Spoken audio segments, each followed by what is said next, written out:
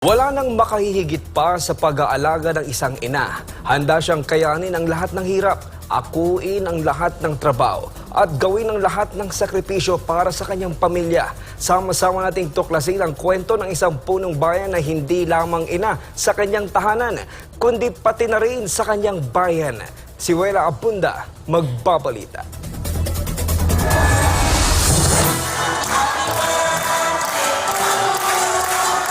Kasabay ng pagdiriwang ng Mother's Day kamakailan lang ay birthday rin ni Arayat Mayor Maria Lourdes Alejandrino o mas kilala sa tawag na Madir.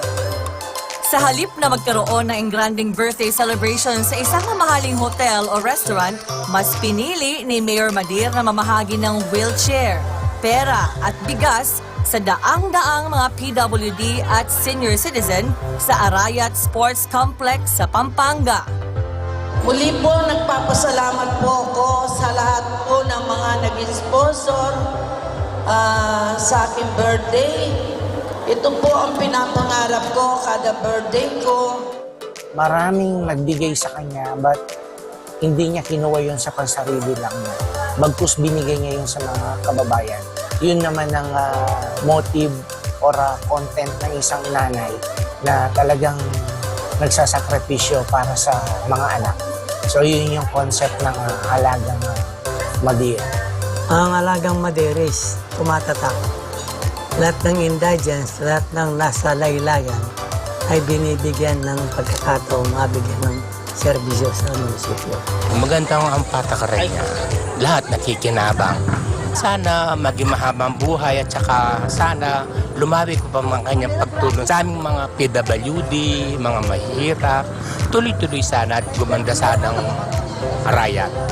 Sana po bigyan pa siya ng maraming lakas sa taas. Sana po tuloy-tuloy po ang ibibigay niyang biyaya sa amin na may kapansanan ng mama. Maraming salamat sa kanya. Happy birthday na lang sa kanya. Si Mayor, palagi niyang inaalagaan yung mga Areteño, no? Na yung mga kababayan namin na palagi siyang nakaalalay. No? So, the best.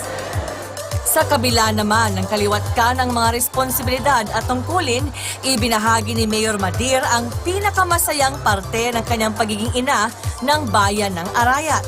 Pinakamasayang parte po yung makatulong ka, lalo na po dun sa mga scholar namin. Ako hindi po nakatapos ng pag-aaral.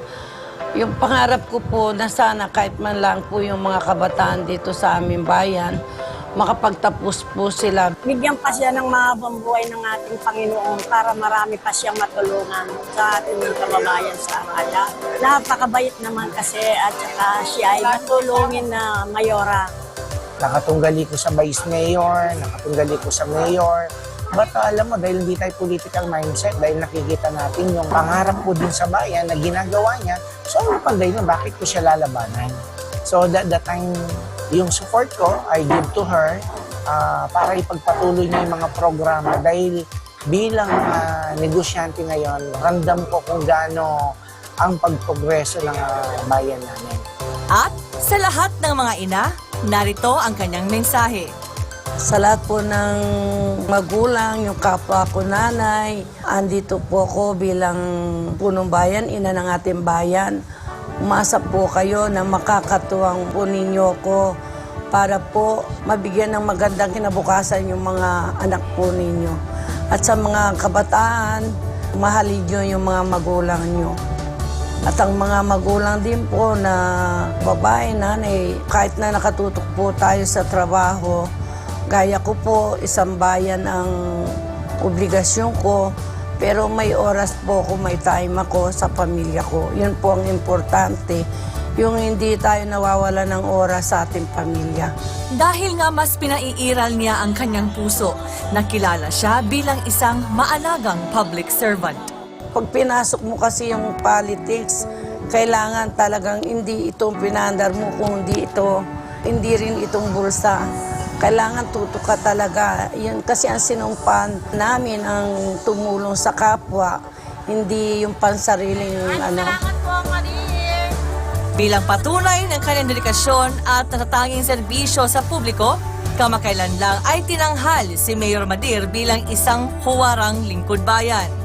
Patuloy na umaasa ang mga Arayateño na maging inspirasyon ang punong bayan sa pagpapanday ng isang mas maganda at mas maunlad nilang kinabukasan.